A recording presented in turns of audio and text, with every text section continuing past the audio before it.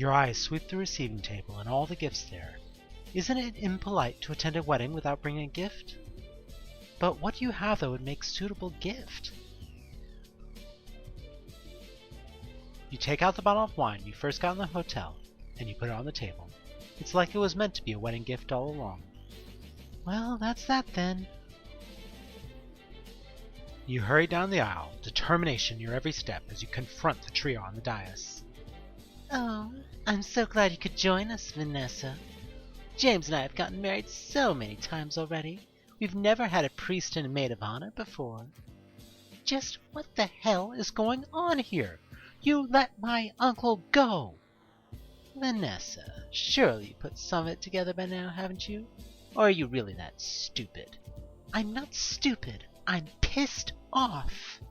Marissa steps closer to you, leaving your uncle lingering there, bleary-eyed in a cage at the altar beside Father Carmichael. All right then. Tell me who I am. You're Silent Hill.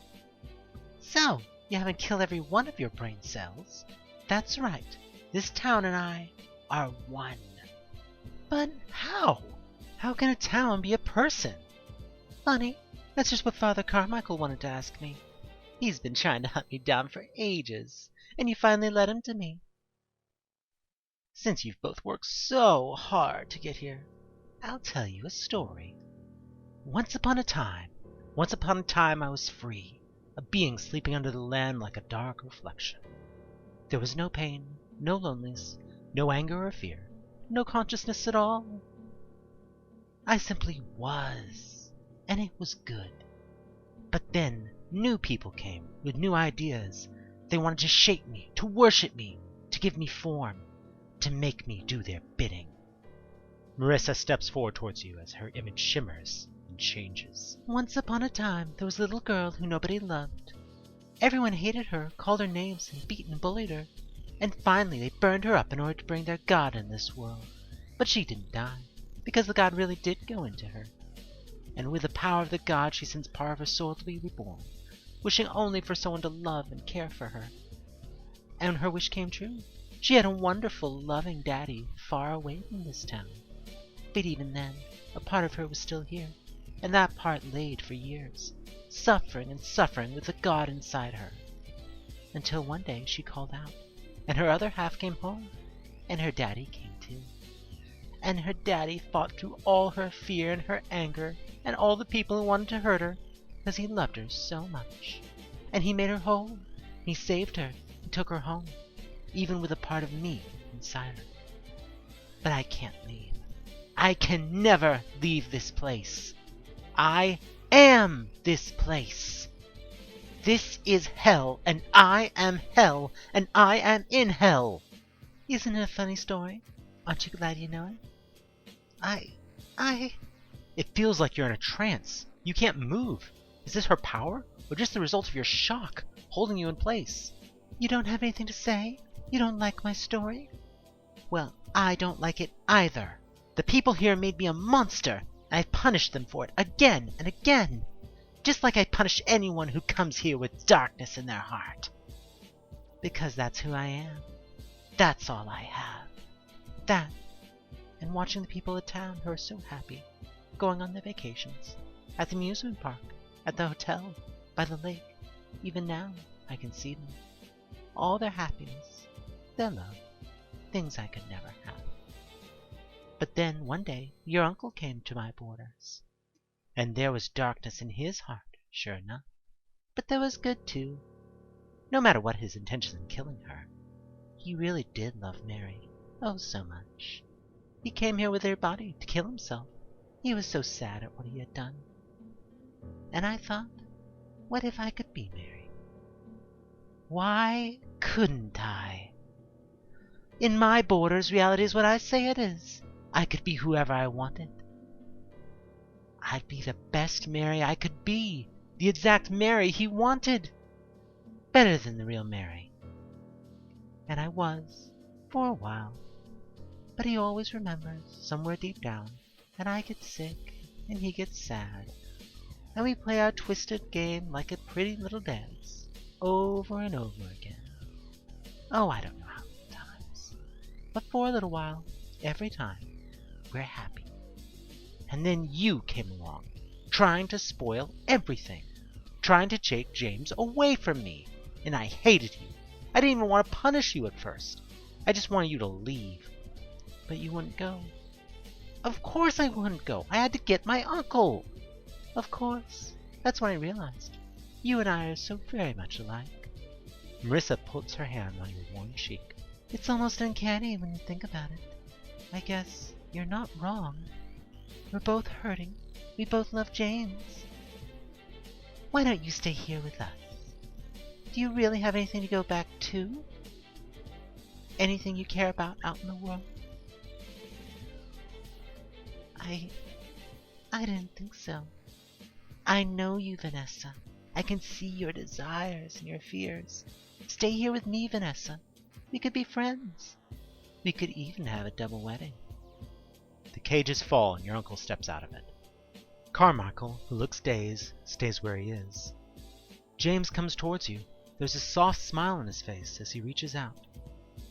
The idea pulls at your heartstrings, but after you've come all this way, how can you accept? Marissa, how could you even say that? It was being here. It was you that made me realize what a terrible thing I did to Uncle James. But this is worse. It's not real love. It's just living a delusion. You're keeping James, living a lie, living out his worst memory over and over, just so you can play house. Marissa's eyes flash with anger. How dare you? How dare you presume to judge a god? If you won't leave and you won't join me, they'll just destroy you. The ground rumbles and Marissa's form shifts and changes again, but into another one of the disgusting monsters you've seen all along your way. You're no god. You're just a lonely little girl, taking out her anger on everyone else. You're as much a bully as anyone. Oi! Heads up, Van!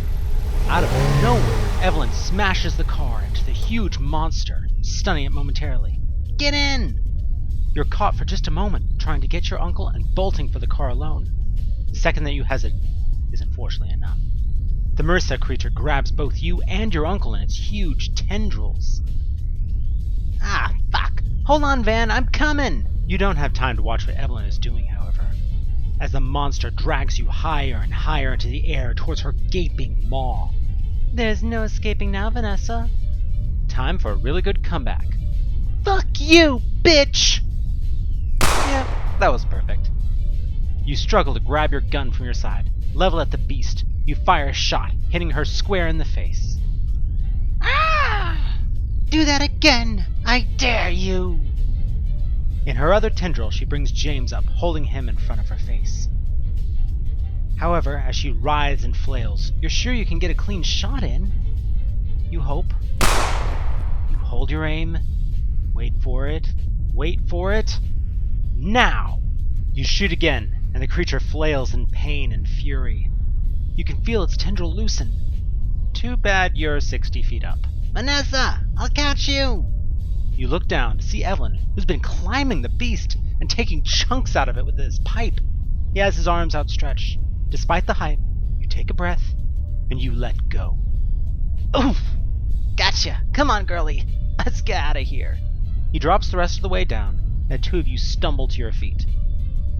You're not going anywhere! Her tendril descends towards you. The car pulls up right beside you, and in the driver's seat is... Get in! This time, you don't hesitate. You stumble to your feet, dragging a dazed Evelyn with you, and throw the both of you in the back of the car. The door isn't closed as you yell, "Gun it, father!" The priest slams on the gas. There's a lurch. You slam backward in the seat as the car leaps forward as fast as a four-door sedan can. Behind you, shrieking and slamming her tendrils, the monstrous form of the town follows after you, carrying James around, much like a child with a doll. Hang on, lass! Oh, shit! You whip away from your last look at your uncle and grab for something to brace yourself on, finding nothing. The car shoots up into the darkness. As it comes down, you feel your head slam against something hard.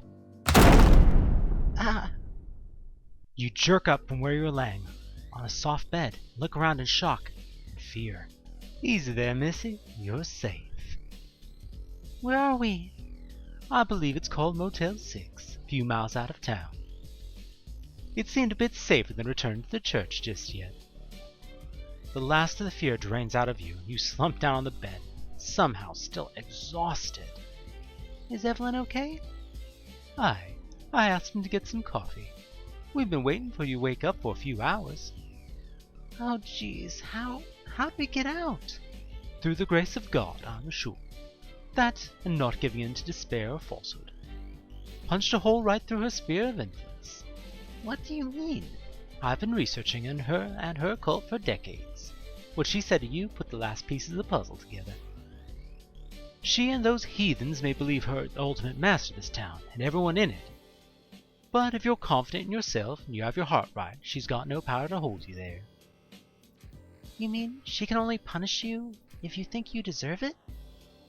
On the nose, lass. Poor Uncle James. It's true. Seems she's got her hooks in your uncle something fierce. But where there's life, there's hope. I'll pray for him. Yeah, me too. Thanks, Father. What are you gonna do now? Go back to the church, of course. My business there is far from finished.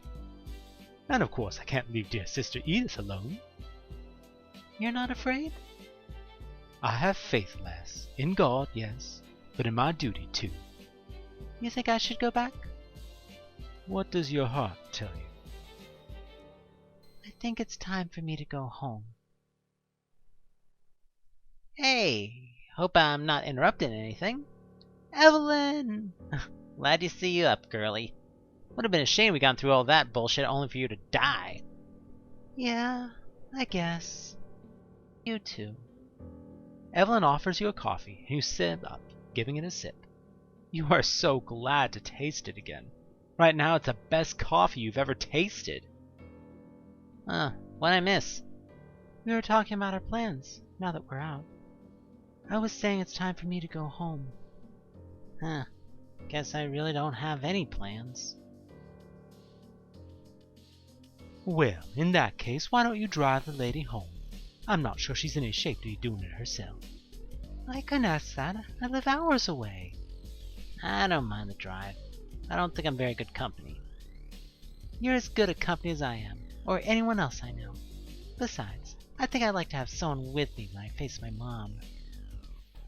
Yeah, alright then. Evelyn nods to you. Yeah, I'm gonna finish this coffee. Then, when you're ready, we can start on home. Good ending achieved. Thanks for playing.